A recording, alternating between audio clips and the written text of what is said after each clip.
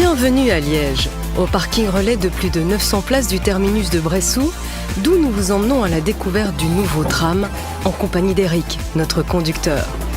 Nous le rejoignons au moment où il prend son service au centre de maintenance et de remisage, et notre voyage commence au cœur du quartier de Droix, qui, outre la station terminus où nous avons embarqué, est également desservie par une station au cœur de l'avenue de Lille.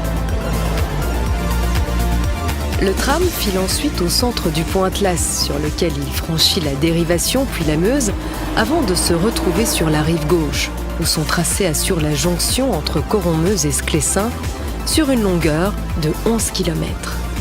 À l'extrémité actuelle de la ligne, donc, il permet un accès aisé, rapide et sécurisé aux installations des Halles des Foires, lieu de nombreux salons et manifestations, comme par exemple les Ardentes. La station Coron-Meuse est aussi un des 9 pôles d'échange trambus qui donnent véritablement au tram le rôle de colonne vertébrale du transport en commun à Liège. Il est aussi à la porte du projet d'écoquartier piloté par la ville de Liège et s'insère parfaitement dans les actions de rénovation en cours, tant à Coron-Meuse qu'à Droix. Grâce au tram, les quais de Meuse ont perdu leur caractère d'autoroute urbaine et sont devenus des quais larges sur lesquels cohabitent agréablement cyclistes et piétons qui découvrent ou redécouvrent les plaisirs d'une promenade le long du fleuve. À l'approche du centre-ville, les voies du tram se divisent, empruntant 2 itinéraires différents pour l'entrée et la sortie de ville. C'est par la place des Déportés et la rue Féronstrée que nous pénétrons dans le cœur historique, particulièrement apprécié par les touristes à la découverte des richesses de la ville. Féronstrée présente un nouveau visage. Autrefois voie de sortie de ville pour les voitures et les bus, elle est aujourd'hui un espace de convivialité entre trams, piétons et cyclistes. L'accès automobile étant désormais limité aux besoins des habitants et commerçants du quartier. La station qui dessert la cité administrative donne un accès facile aux nombreuses écoles du quartier, au commerce, au cœur historique et à quelques-uns des joyaux du patrimoine culturel et touristique liégeois, comme le Grand Curtius, le musée de la vie wallonne ou la collégiale Saint-Barthélemy. Le tram est le moyen idéal pour rejoindre la place du marché, connue pour son célèbre perron, mais aussi pour être un des hauts lieux du bien-vivre à Liège. C'est également là, sur l'espace Tivoli, que sont organisées des manifestations au succès jamais démenti, comme le marché de Noël. Mais abandonnons provisoirement nos touristes et accompagnons quelques instants Madame Jeanne pour comprendre comment se passe dans l'autre sens la sortie de ville. Après avoir embarqué ses passagers place Saint-Lambert, le tram tourne à droite, dans la rue Léopold. Il s'insère sur le côté droit de la rue, cela permet le maintien d'un double sens pour le trafic automobile. Puis, via la rue de la Cité, dont la circulation est limitée aux résidents et aux besoins de la vie locale, il rejoint les quais de la Batte et de Maastricht, en direction de Herstal. La Batte, précisément, parlons-en. Ce rendez-vous incontournable qui peut attirer jusqu'à 100 000 visiteurs le dimanche matin n'a pas dû déménager pour faire place au tram. C'est au contraire celui-ci qui, pendant les heures de la Batte, circule en voie unique par Féronstrée. Le croisement des rames est réalisé à la station de la cité administrative, grâce à une plateforme élargie localement à 2 voies. Et en dehors des heures de la Batte, c'est en longeant la Meuse, avec un quai élargi et un espace complètement repensé, notamment à hauteur du Grand Curtius, que le tram file en site propre vers Coron-Meuse.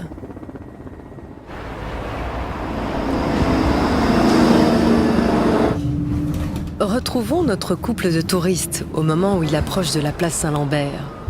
L'heure du shopping a sans doute sonné, pour eux, comme pour beaucoup d'autres, sur une place où le tram s'est facilement intégré, sans rien changer aux habitudes du lieu, ni de celles et ceux qui le fréquentent.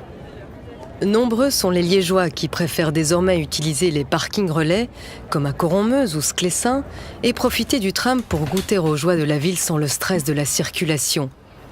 La place Saint-Lambert est un des pôles d'échange trambus les plus importants. On y remarque également, comme à de nombreuses autres stations, des parkings pour les vélos, encourageant naturellement l'utilisation combinée du vélo et du tech. Avec la rue Joffre en sens unique et ses trottoirs considérablement élargis, le trait d'union est devenu naturel entre les grands pôles d'attraction de la ville.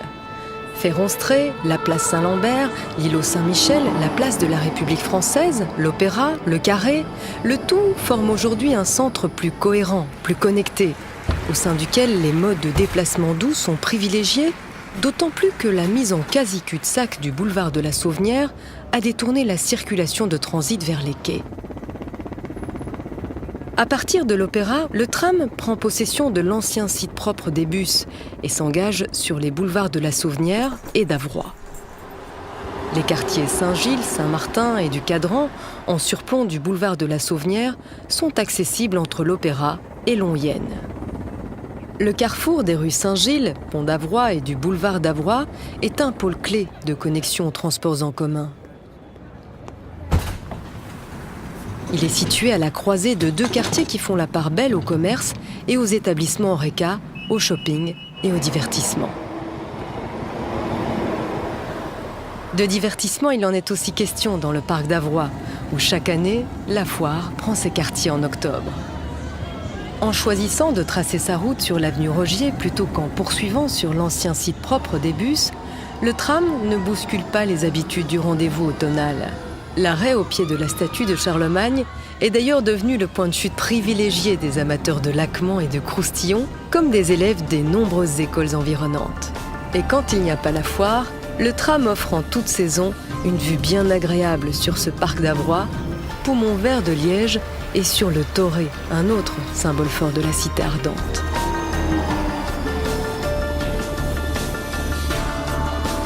C'est par l'avenue Blondine, déjà transformée dans le cadre des travaux de réaménagement des quais, que le tram s'en va vers la gare des Guillemins, avec un arrêt au-dessus du nouveau tunnel par lequel la circulation automobile sort désormais du centre-ville.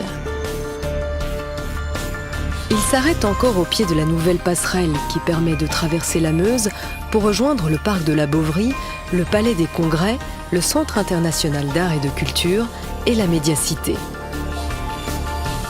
Cap ensuite vers l'autre extrémité de l'esplanade et vers un des lieux essentiels de Liège, la gare des Guillemins, et le triangle multimodal que forment la gare ferroviaire, la gare des bus et la station de tram.